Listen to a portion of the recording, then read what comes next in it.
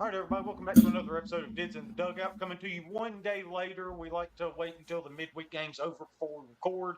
Since the Rebels played on Wednesday night against Murray State, we decided to wait until Thursday afternoon to do the show and bring it to you.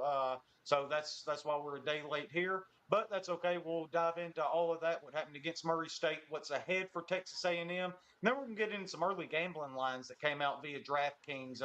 They released several lines for Ole Miss games coming up for this year, along with some college football playoff odds as well, whether or not teams would make it. And we're going to go through all of those and kind of figure out what we think is our best bet to place early on for teams to make the college football playoff out of the SEC. I think there are some really interesting lines there. So we'll dive into all that here in a little bit. But before we get started, speaking of gambling, we're brought to y'all every single week by Rhythm, the absolute best sports handicapping app out there.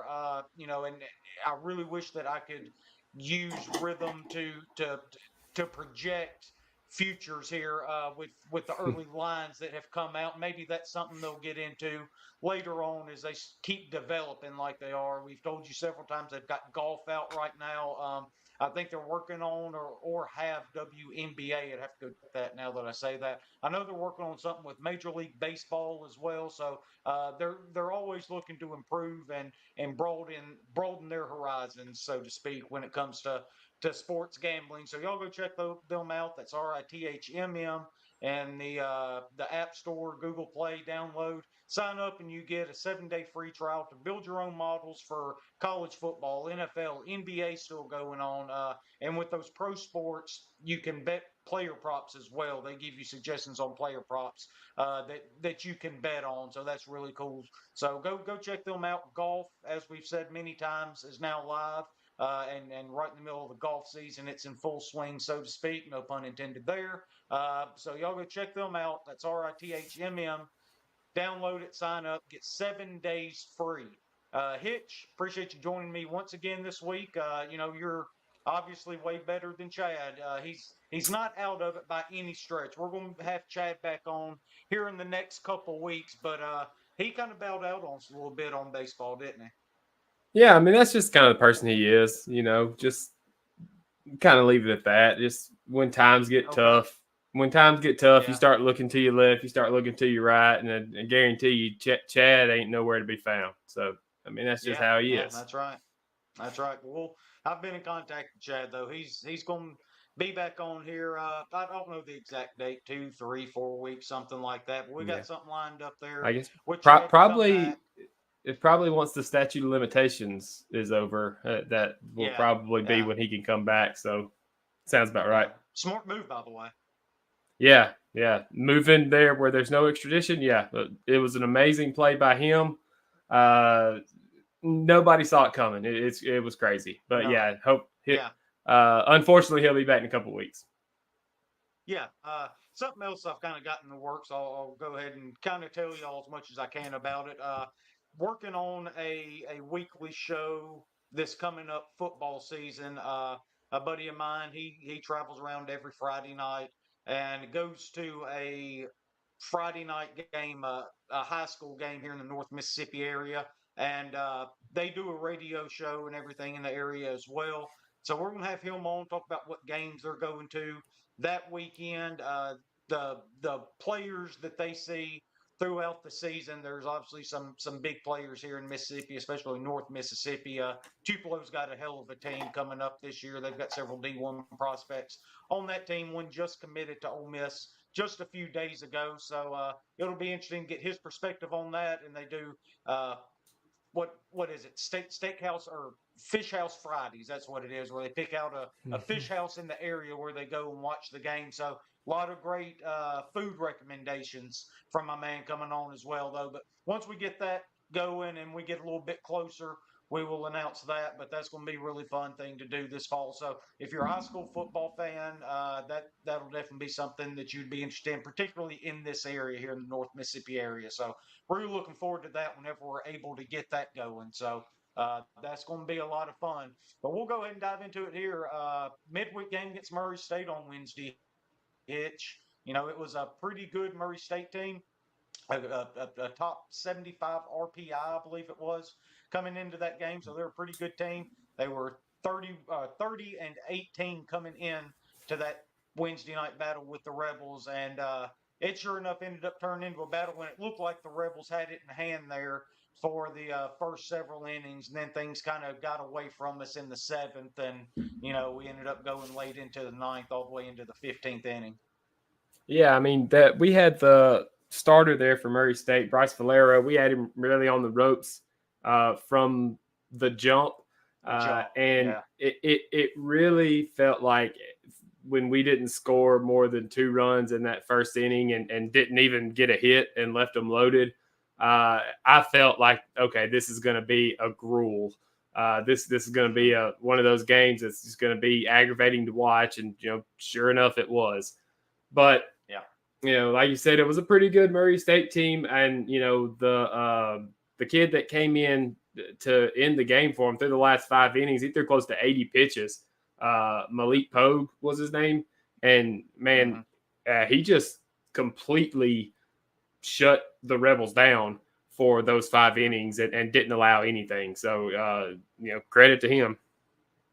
Yeah, and even before that, Ethan Light came in through 2 1/3 for them, and really held us at bay there for a while until we were able to scrape that 1 run across there in the 9th inning to send it to extras. That ended up going on his ledger, but it was Thomas McNabb that came in to give up that run. It was inherited runners there. He pitched really well as well, but the Rebels ran through a bunch of pitching. I think that's obviously the main thing here, but I wanted to talk about the thought process behind it, because I can justify to understand what Mike was doing. We've got 7 games coming up within the next 10 days. We had a 7-2 lead, is that right? And we were trying to use some guys that we haven't used in a while, try to get them a little bit of game time, get them some experience while trying to hang on to that 5-run lead. And it really unraveled with us there. Hudson Calhoun came in, gave up 1 earned, 2 runs, over a third of an inning. That's a guy that we've talked about several times on this show.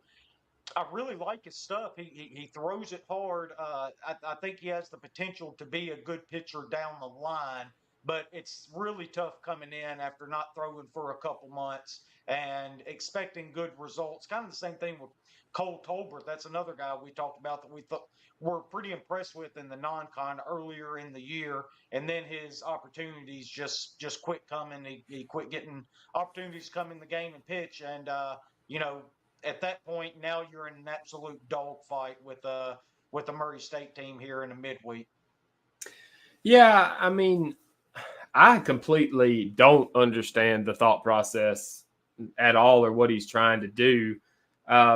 Just simply because Hudson Calhoun comes in and throws 10 pitches.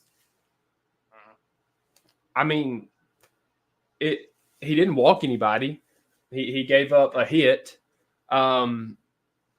He did hit a guy, but like if you've got a 5-run lead and you're trying to get guys work, which I don't know, I have a theory that maybe that's not what he was doing or his thought process. But if you're trying to get guys work, then why only 10 pitches and then immediately to the bullpen for Cole Tolbert there? I don't know. Okay, real quick, tell me your theory on what he was looking to do there. Well, I think that, and this is the move that made me think this, was him pinch hitting Drew Markle and the whatever inning it was. And I thought that is the wildest move Mike's made all year, I think. In nothing against Drew Markle, just in the sense that that came out of nowhere. You've got a couple of right-handed guys on. If you're trying to get a right-handed pinch hitter, you've got a couple of guys that you've used a bunch before. I think that Mike, at that point, my thought process was Mike is like throwing the gauntlet down and saying, if you guys aren't going to play hard, then I'm going to put these young guys in who are looking for a spot or who are trying to get better and who are trying to play hard, because that Drew Markle at bat was right after maybe Braden Randall or somebody had made an error, or Nobody covered second base on a throwdown. And Yeah, nobody covered second base on a throwdown, and Mike come out to the mound to talk to the pitcher, and he said something to Braden Randall, and I saw Braden Randall just kind of put his head down and shake his head. I don't know what the conversation was. It may not have been about that at all. But then you start getting these guys who don't play much, and I thought, is Mike putting these guys in to make a point to the regulars that, hey, your spot isn't safe. If you're going to play like that, I will put these other guys in. I don't know. It's just a thought. Yeah, I mean that could absolutely be what it is there. My mindset was, like I said, 7 games in 10 days coming up. And we talked about it last week how we were recycling bullpen arms Friday and Sunday. It was the exact same guys coming out both days. You've got to find more arms to get you through an SEC weekend. And I thought maybe that's kind of what he was doing, trying to save some arms, maybe trying to find something. But to your point, that was Drew Markle come in. I think it was the 9th inning when he pinch hit for Eli Birch. I thought it was interesting that it wasn't Trenton Lyons, even though he was the guy that was going to go in and play catcher, and you don't pinch hit him right there. And then, of course, you get Reagan Burford there in the 9th pinch hitting for Randall, so he got pulled there as well. Yeah, immediately next, look, yeah. And look, kudos to Reagan Burford, right? Came in and had 2 really big hits for us. We don't make it to extra innings without him. That was a really big hit with that double. Nope. And then, kudos to Trenton Lyons. He blocked his ass off. Trenton Lyons blocked his ass off last night. I had so much fun watching Trenton Lyons catch last night. The way he was moving around back there and blocking the ball. Like, I know that's boring to most people, but man, that's what he was doing last night. Even on balls he had no shot at. None. He was still he was still trying to get around and block it, and that was a good sign. Well, again, that goes back to the trying hard, right? I mean, at least he's out there trying to do what he's supposed to do to keep the ball in front of him. Really been a struggle for catchers this year defensively, and at least Trenton was out there. And I thought, to his point, that or to your point, that he did a good job of it as well, though. So I was also impressed with Trenton there behind the plate. So just kind of running down through some of these other ones, though. Kyler Carmack came in through 1 1/3 perfect inning. Well, not perfect. He ended up hitting a batter, but no walks, no hits, 1 strikeout. Connor Spencer was lights out once again, 2 1/3 inning, no hits, no walks, 4 strikeouts. And then you're getting into the same guys again, right? Connor Spencer, Mason Morris, JT Quinn, Braden Jones, the guys you're not trying to use, you still have to end up using anyway. And that's what makes this whole pitching strategy a little bit of a killer for you when you look up. And if you were trying to save arms, you still weren't able to do it, right? Yeah, because you only let him throw 10 pitches. Because you only let Hudson Calhoun throw 10 pitches. If you're trying to save arms, why? I don't understand that. Yeah, no, you make a really good point with that. But Mason Morris comes in, inning and a third, 36 pitches. JT Quinn, 38 pitches. Braden Jones, 12. And then Patrick Galley threw 10 as well. So a lot of guys got work. It was just Galley. Galley was the what impressed me out of the bullpen. Yeah. Last night, I mean, he came in, threw 10 pitches, struck 2 guys out, and used that fastball like I've been talking, and had it up there 97, and was at the letters and was like, "Good night, take a seat." Yeah. He has really, really, really good stuff if he can ever get it under control, and he had it under control last night. It's a guy with a bullpen where it feels like we're really searching for arms. Then that may be a guy that you go to at some point this weekend. Like I said, only threw 10 pitches there. So it's going to be interesting to see how the pitching staff works out this weekend, though, with all of those guys throwing. Offensively, we've already mentioned Reagan Burford. He had 2 doubles. Will Furnace had a double as well. Andrew Fisher homers for the 4th straight game. I saw this on Twitter. It was either last night or this morning. Can you name the last Rebel to homer in 4 straight games? Logan Power, 2007. Yeah, that's it. Logan Power. They said it last night. Yeah, I didn't know it, but as I had my headphones in listening to the game as I was doing something, and Matt McLaughlin or the other guy who was doing the game said that he had homered in 4 straight games. It's the first time it had been done since 2007 Logan Power. So I cheated. Okay. All right. Yeah, you did. Logan was a guy that I had completely forgotten about, but he was a lot of fun to watch back in the day as well. Campbell Smithwick had a big game out in right field, right? Ends up going 4 for 7. Hits his first home run of the year. 3 He cranked RBIs, a it walk, too. a run. Yeah. Really liked what I saw out of the freshman there, right? A guy that might be a bat for us coming up. Yeah, he hit that ball.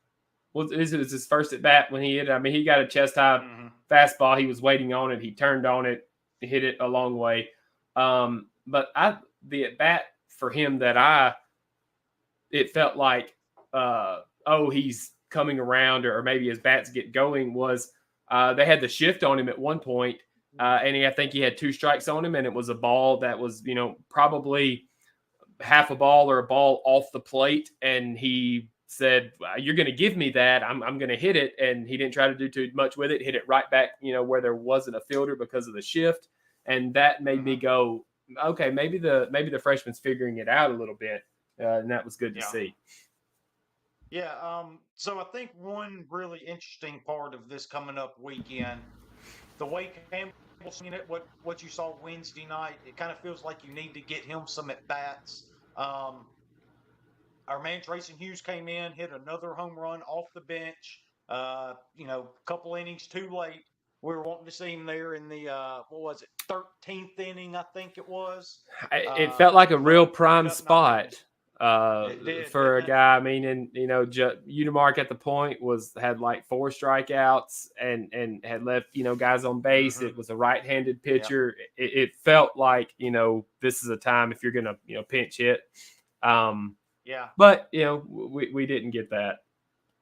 Yeah, so I think that's what's going to be interesting, though, the lineup construction. Does he want to get Campbell Smithwick in the game? And if so, also Trayson Hughes, though, he's hit home in back-to-back games. He's obviously your best defensive right fielder by a mile. And now the bat's finally starting to come around with it. So do you stick him in right? And then what do you do with Smithwick? Do you put him at DH and keep Ross out in left field and take Udermark to the bench? Is that something maybe you're looking for this coming up weekend? Probably 2 things, or 2 ways. Like I could see it going one of 2 ways. The first thing I'm looking for this weekend is I think Trayson Hughes needs to be in the lineup. Has to be. I think he'll be in right field.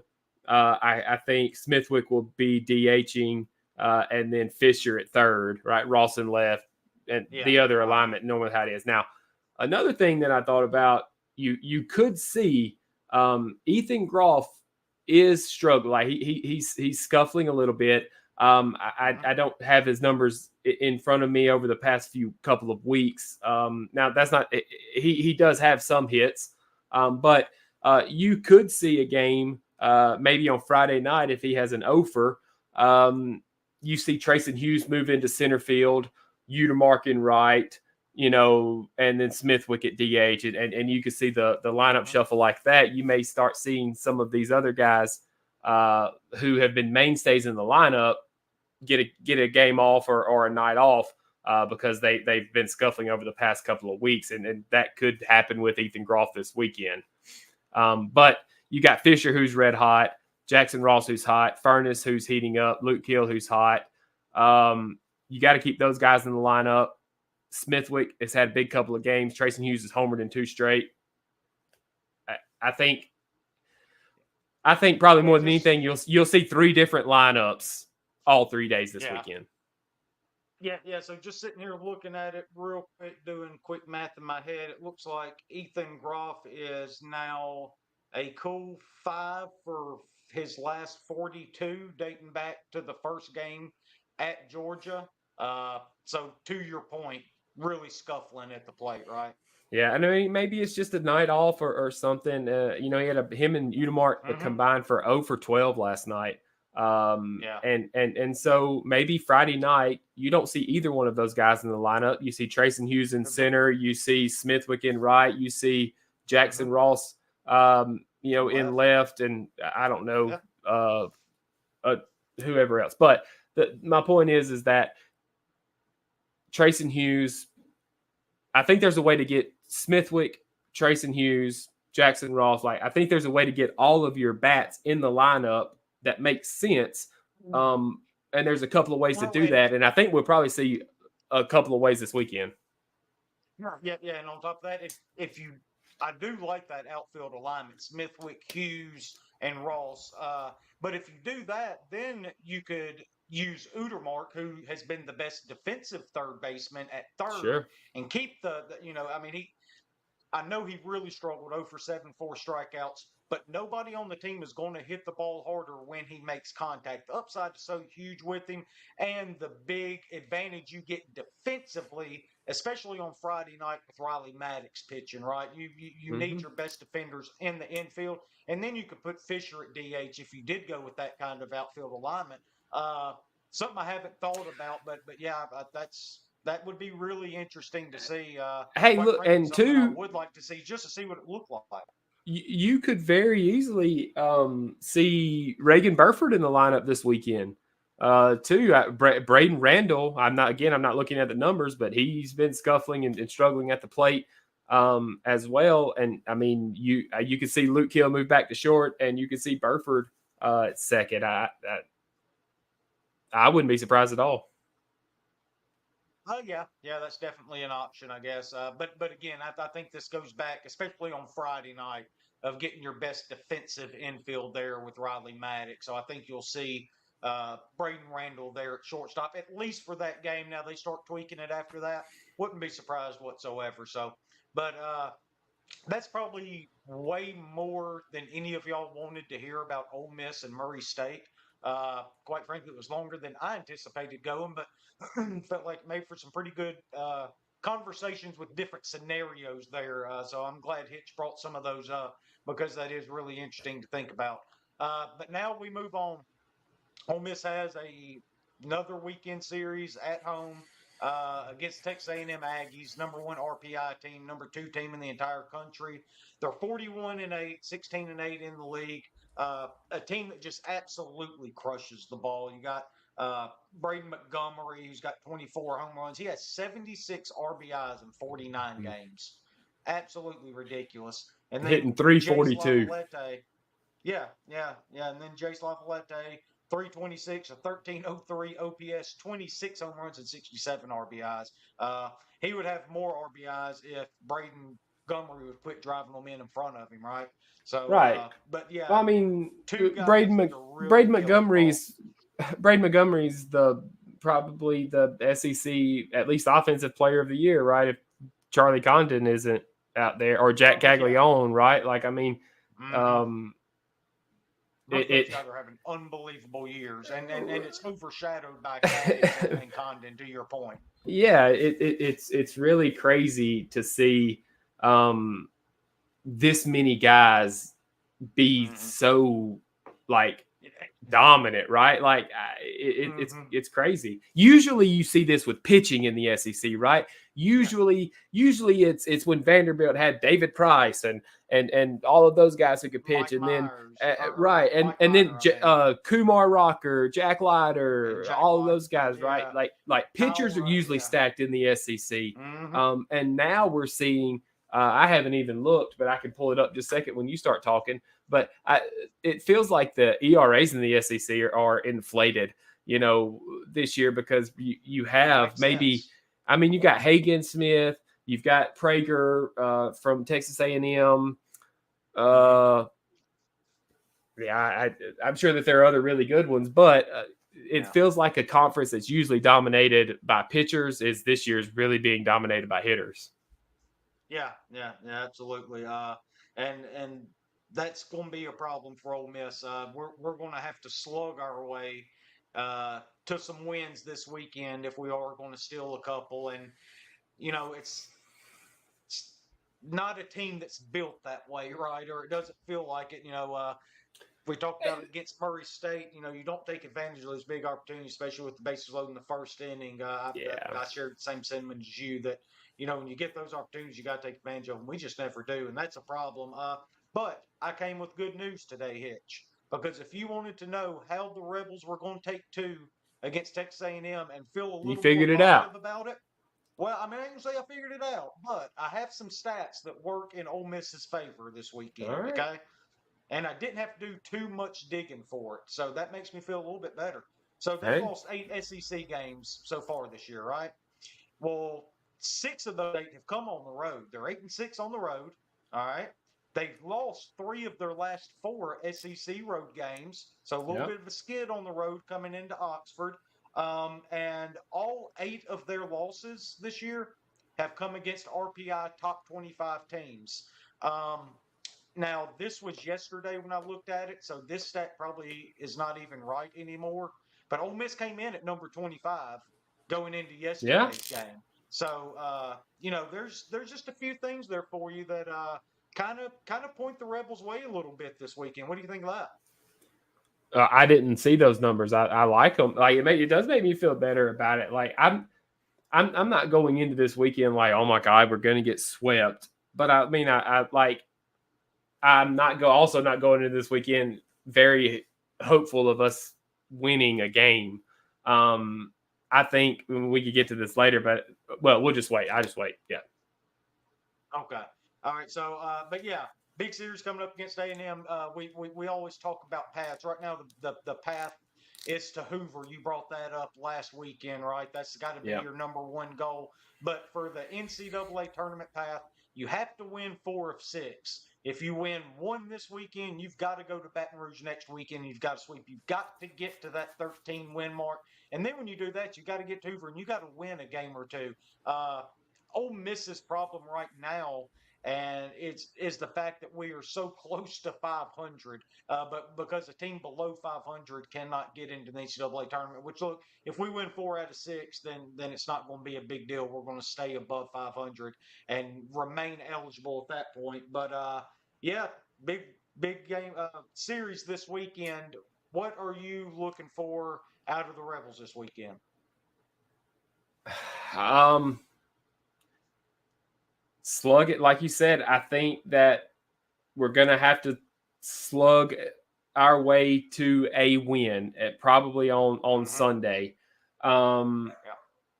yeah, but again, I also don't want to make light of the way that this team is playing. I know that we lost last night, right? But you've got guys in the lineup that I don't know if you heard the stat that they laid out about what Jackson Ross, Fisher, Luke Hill, and Furness did at Auburn, but it was something like 30 for 49. I mean, It was raking. crazy. Yeah. And it feels like all 4 of those guys are barreling up almost every ball that they Everything. hit. You've got Tracy Hughes homered in a couple of games in a row, so his confidence is rising. You've got We got that. Udemark. You got Udemark who can snap out of a slump at any point. So I'm not Smithwick like I'm after not. his big Oh game. yeah, and Smithwick his big game. I'm not throwing dirt on top of us in the Oh grave yeah. and saying that we're losing. But you also have to be a realist and say, hey, Texas A&M is a very good team. The Very. thing that worries me the most, and the reason that I'm not jumping for joy after a series win against Auburn, right, is some of the things that we needed to clean up. That has been getting us beat by these better teams, like errors and pass balls and miscommunications and things like that. That reared its ugly head in Auburn.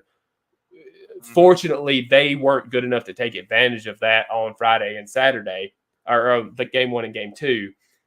Texas A&M will, right? So Absolutely. what I'm looking for from the Rebels this weekend is uh, good defense. Look, play good defense. Right? Texas A&M is going to hit. It's kind of like what we thought with Alabama. They're going to hit. We've got to hit with them. It doesn't matter if we don't play defense. If we boot 2 or 3 balls a game like we have been the past few weekends, then we're going to lose all 3 of them. Yes. Yeah, absolutely. And I think Friday we'll know early on because with a guy like Riley Maddox on the mound, Mhm. obviously he needs to keep the ball down with that sinker with these big hitters for Texas A&M. I don't necessarily hate that matchup. It's just a matter of how on Riley Maddox is going to end up being and the defense behind him if they're going to be able to, as you said, field the ball cleanly, make outs. Look, if if Riley Maddox is on, and it only takes one night in baseball, right? Because we've seen him Yeah. be that good before. I mean, he's been on to where everything's down between the shins and the knees, and there's nothing you can do about it. You can't get any lift on the ball. That's what he's going to have to do on Friday. Now, if that thing starts elevating on him, then it's going to end up being a bomb show in a hurry because they're Yeah. going to hit it out of the park if he doesn't keep it down. Right. And I didn't even really talk about the starters, because I think anybody, probably the millions of people that are listening to this now, they know Yeah. they know how I feel about our starting pitching. I think that Riley Maddox, Liam Doyle, and Mason Nichols could go out and win all three of those games. They have the stuff that could go out and beat the Texas A&M lineup. Yeah.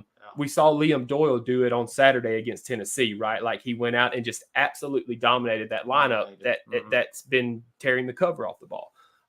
And so I do think our starting pitchers can do that. What worries me and what gives me, like a little trepidation about, yeah, we're going to win 2 games or a game is we haven't shown that we can play defense behind a guy when he goes out there with his best stuff. And so if either one of those three guys goes out there with even their normal everyday stuff and we play defense behind them, I think we've got a real shot at winning, a game with that crowd at Swayze. It's a momentum changer, right? Will Furnace comes up Yeah. in the first inning and hits a 2-run bomb into the student section. You get a beer shower, and before you know it, we're off to the races. Defense is what I'm looking for this weekend. We have to be improved. All right. Well, before we move on to the early gambling lines, give me your prediction this weekend. Ole Miss and A&M. Who takes the series and how many games? My prediction this weekend is I think we take one of those games. I think we put it together for one game, right? We have the starting pitching, we have the Mm-hmm. defense, we get the timely hits. We've shown that we can do that at least one time a weekend, most of the year. So I think we get one. Texas A&M takes the series, the other 2 games. But also, before I shut up again, also what I'm watching this weekend is Alabama, Florida, LSU, Missouri. Right, like Missouri. Yeah. we got to keep That's an it. eye on those. Those are the 4 teams that Florida and Alabama's a game ahead of us. Missouri's a game, Mm-hmm. 2 games south of Two us, games. and Yeah. then we're tied with LSU. So we got to keep an eye on those series to know what we've got to do next Gotta have. weekend. Yeah, yeah, I believe Auburn and Missouri actually playing each other this weekend. They So are. go Yep. Tigers because Go they play Tigers. Alabama the following weekend, and too much has to happen for them to even be uh, in the discussion to make Hoover. They've got to win all 6 and then have all kind of things happen ahead Yeah. of them. So Go go Auburn Auburn this weekend. Tigers. Go Auburn Tigers. Yes, yes, go Auburn Tigers. Good point. I'm right there. I think A&M takes 2 out of 3. I think the Rebels are able to get one. Now, if you told me that Ole Miss takes one and we get a gutty performance on like Sunday or something like that, and we're in the game with the chance to win the series, that would obviously be a lot of fun to watch. But Mm-hmm. yeah, with everything I've seen this year, And I wouldn't be I can't shocked. take. No, no, no. I wouldn't be shocked, but I also can't pick Ole Miss to win two at the same time, right? So, Nope. going to be really interesting to see how it ends up playing out. And look, again, for any postseason aspirations, any hopes, they absolutely have to take 2 this weekend. So, be interesting to see how the team responds as well. I think that's part of it. See how they come out and play. So, we will go ahead and move on to these early gambling lines. We're not spend just a whole bunch of time on it, but I saw they came out. Thought it'd be pretty fun to go over these with Hitch leading into the college football season. Uh, 4 games for Ole Miss came out Okay. on FanDuel or DraftKings, and first one that I was honestly kind of surprised at. I thought we'd be favored. We're 2.5 point underdogs in Baton Rouge this year. Yeah, I mean, obviously these lines are going to change a lot over the course of Yes. the. When is that game? That would be in October. Yeah, so I mean that line will change a It's a lot, but stretch of it's a stretch of at LSU, Oklahoma at home, Georgia at home. That's a 3 game stretch for us. yeah, but I mean when you look at these two teams and probably the personnel on there, the transfer portal and stuff, basically what it's saying is that Ole Miss is about a half a point, maybe a point than Better, uh yeah. better than LSU, and since it's at home, LSU's getting that home field advantage. So I mean, it makes sense to me now, but I wouldn't be surprised if Ole Miss didn't go down there and just win the game outright. Um, Yeah, that's at that's two and a kind of my half. thoughts as well. Yeah, and then coming home for Oklahoma that very next week, Ole Miss is favored in these early lines by 6 points. I thought that was a pretty big line, not one I necessarily disagree with, but 6 points is a pretty good little chunk for this is an Oklahoma squad just getting into the SEC. This is late October, I believe it is, by the time this is played. So they will be basically a little over halfway through, or maybe right at halfway through their SEC grind. That look, that's going to get Oklahoma and Texas. I think they don't understand what it's like to play in this league week in and week out and go into all of these places. They're going to end up overlooking one or two teams, and they're going to end up getting popped by somebody. I think. Yeah, I think it's going to be interesting because I feel like Oklahoma is overrated almost every year, Mm-hmm. and they may come out start real hot and they may sneak up and beat somebody because they've got a Texas good in game, particular. right? They've got a good game plan against that one team or something like that. Yeah, I think Ole Miss would cover -6 uh, at home. I would probably even go up to, I don't know, 10 uh, I would too. with the personnel that are on both teams and what Kiffin has been able to do in the transfer portal.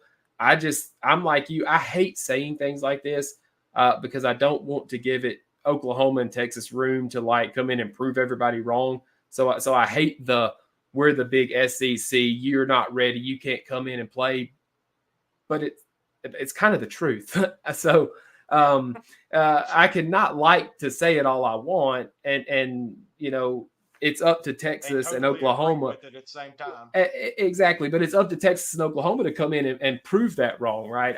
I never want to give anybody bulletin board material, right, by saying something. It's like I Mm-hmm. was talking about JT Quinn after the Auburn thing when he's shushing to the fans in Auburn. I don't ever give anybody that bulletin board material, but when it's kind of obvious, it I Yeah. don't know what to say.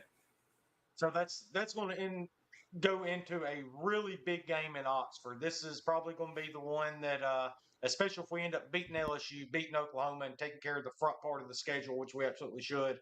Uh, I would imagine set up a possibly undefeated matchup against the Georgia Bulldogs coming into town. Now Georgia's got a real tough schedule too. I was looking at it earlier. They didn't get a whole lot of favors from the SEC office, but Georgia is favored by a touchdown in Oxford. I thought that was pretty big. Like I was expecting 4.5, 5.5, something like that. Yeah, probably less than a score. But when you Yeah. look at the way, they completely dismantled us last year. I mean, it kind of makes sense. Hmm. Especially what right Carson Beck's back, right? Yeah. Yeah. Yeah. Yeah. I don't if I were betting that game today, I would bet Georgia. Really. Yep. I would bet Ole Miss. I think we've just done such a good job in the portal, bringing in guys, beefing up both lines of scrimmage. That's where we really got our asses kicked Sure. last year in Athens. It was a point of emphasis this offseason, and they go out and get a couple offensive linemen from Washington who won the award for the top offensive line in the entire country, and those were two starters off that team. We really hit the transfer portal hard on offensive line, defensive line. You get Princely Unamalele or whatever, however you say Mm-hmm. his name. Obviously, Yeah, you Nolan got it. Warren. Yeah, nailed it. Then you bring in a guy from at the linebacker position, Pooh Paul, that's played in this league for a few years, a lot of experience there. I just think they did a really good job bringing in so much talent on both Mhm. sides of the ball and in big areas of need. I think we're going to be a lot better suited to match up with Georgia man for man this year. So I was surprised it was up to a touchdown. So I would take Ole Miss in that one. Now, the one I wish I could absolutely hammer I know what is you're going to say. I know Florida. what you're going. I, I I'm think right with you. I'm right with you. that thing's got to be at like 16, 17 and a half for me to even think about not taking Ole Miss. It's at 6.5 right now. Yeah. We're going to go to Gainesville and run them out of that damn stadium, or we better at least. Yeah, I think so. I think that, you know, like I said, once week whatever 5 gets here, it could very well be 16. Hmm. But starting the year, they're probably giving Florida a little more respect than they deserve. I don't know what they've done necessarily in the portal, but when I think when teams like Florida State and Miami are really good, it hurts Florida because you've got two really big teams there that are trying to get back onto the national spotlight and Hmm. have right. You've got Miami signing Cam Ward out of Washington State, right? Watch out for Miami; they're going Yeah, to be really good. You got Florida State that's on the rise, right? They've got a chip on their shoulder because they got left out of sure the do. playoff, and so I think that when that happens, Florida's a lot better when they're Tim Tebow and they can run the whole state. Yeah, And they're not being able to do that right now. So I agree with you. I think Florida. I think we go to Florida and really hurt their feelings. yeah, I do too. So, all right, last thing before we get out of here, they listed odds for 8 SEC teams to just make the college football playoff, not win it, just who is going to be one of the 12 teams that makes the college football playoffs. I wanted to get your opinion on who's the best bet, not necessarily pick one that's going to make it, and as long as they make it, you win. But taking the odds into account and stuff like that, you uh, number one's Georgia at -600. Second's Texas at -250. Ole Miss comes in third at -130. Alabama even money. Mizzou +175. Tennessee +180. A&M +220. Oklahoma +450. And Auburn +700. There's one on here I really like, but I wanted to get your opinion on who you did. You say them again. I'm sorry. All right, it's Georgia at -600. Mm-hmm. Ole, Texas at -250, Ole Miss at -130, uh, Alabama at even money, Mizzou +175, Tennessee at +180, A&M at +220, Oklahoma at +450, and Auburn at +700.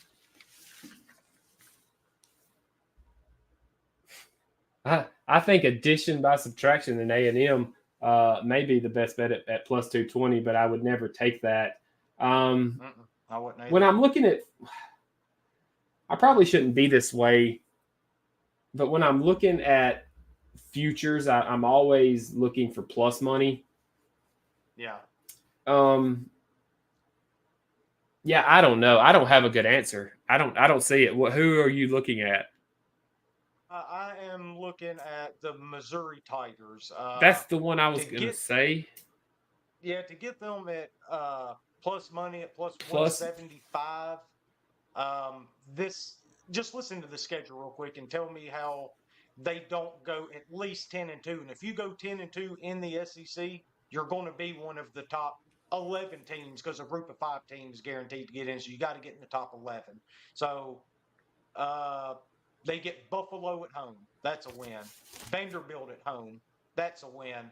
Boston College at home. That's a win. They go to Texas A&M. It's not a guarantee, but I like Missouri in that spot. They Luther Burden is maybe the right. best player in the country that never gets talked about. They go to UMass. That's a win. They get Auburn in Columbia. I think that's a win. And then they go to Alabama. That's a tough one. They get Oklahoma at home. If you want to throw that to be another coin flip, that's fine. But I like Missouri in that one. On the road, South Carolina, I think they win that. Mississippi State and Starkville, I think they win. And then Arkansas at home, I think they win that. That's 9 wins with coin flips against at Alabama and at Texas A&M. If they win one of those, they're 10-2, and I think they're a lock for it. And to get plus 175, I just think that's Yeah, a great value for Missouri. I do too. I don't like any of the minus. No, Yeah, I don't it like the was Georgia. It favorites. was who was it? Georgia. Who was the second one? Georgia, Texas at minus 250, and Texas. Ole Okay. Miss at minus 130. Yeah, I hate all of those. Yeah. I do like the Alabama one at even money, right? Because you got a new Okay. coach who is trying to, prove something. Yeah, he's from Washington. Yeah. I made a playoff. I made the playoff at Washington. Now I'm going to go to another school and I'm going to do it there. Yeah. Saban was probably very hands-on, if not still very hands-on in the transition and probably making sure that players, stayed and things. I think Alabama at even money, Alabama not being at a minus at least 200, Alabama even money might be a steal. Just like I like the Missouri one too. Those are the two for me that I would probably wager on if I were to ever look at futures. Yeah, and I don't necessarily hate Tennessee at minus 180 or plus 180 as well. Nico, the new quarterback there, I think he is really talented. I think he's going to have a heck of a year. But I'd have to pull up their schedule and look at it. I haven't done that yet, but I do think they're going to be a talented team though. So to get plus 180 with a team that's as talented as they are, I think that's something you could probably sprinkle on as well. But yeah, those I are the would ones bet. I like though. I would bet minus 220 that Texas A&M didn't make the playoff. Well, you could probably get it if I had to guess. Or whatever. Because I I'm don't right know. there with you. Yeah. I'm right there with you. So, but all right, bud. Well, that's all I got today. I just wanted to go through those lines with you. I thought they were pretty interesting to look at and kind of get us fired up a little bit for football season coming up. We got a couple more weeks of baseball. Obviously, we're going to be here with y'all until the bitter end of this baseball season.